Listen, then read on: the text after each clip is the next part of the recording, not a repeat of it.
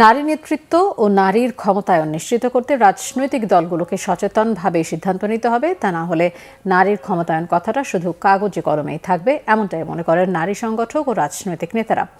রাজধানীতে এক সেমিনারে আলোচকরা বলেন, এবারের নির্বাচনেও দলগুলো নারীদের প্রার্থী করার বিষয়ে প্রতিশ্রুতি রক্ষা করেনি। মিরাজ হোসেন গাজীর রিপোর্ট।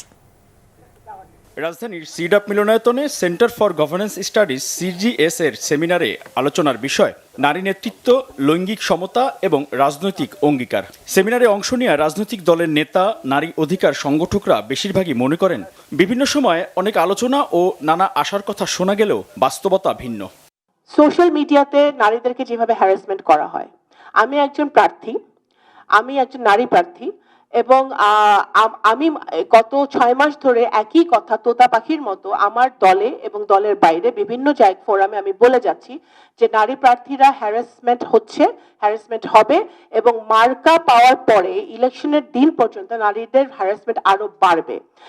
নারীদের প্রকৃত যোগ্য নারীদেরকে নিয়ে আসার ক্ষেত্রে অনুসমানে উদারতা দেখায়নি, এই ডমিনেশনে অনুসমানে উদারতা দেখায়নি। তো নারীর ক্ষেত্রে কোন ক্রাইটেরিয়াতে যোগ্যতা সম্পন্ন নারীকে আটকে রাখা যাবে এটা নিয়ে গবেষণা করে সেই গবেষণাটা কার্যকর করা হয়, এটাই হচ্ছে বাস্তবতা। সংবিধানে অনেক জায়গায় নারীর জন্য গ্যারান্টিজ আছে, কিন্তু কেউ মানে না, কেউ শোনে না, রাজনীতিবিদরা পড়েনও না, পড়ে বোঝারও চেষ্টা করেন না।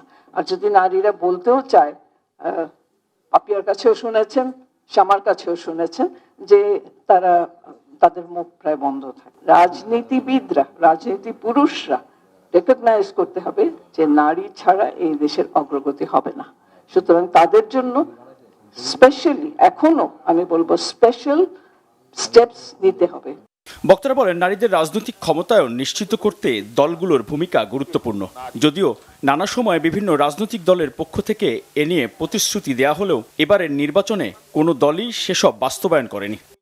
ওটা নিশ্চিত করতে হবে যে নারীর ওই যে মনোনয়ন দেয়া দলের নেতৃত্বের মধ্যে 30% 40% যাই বলি না কেন, সেটা শুরু করতে হবে এবং সেটা নিশ্চিত করবার কাজটা আসলে করতে হবে।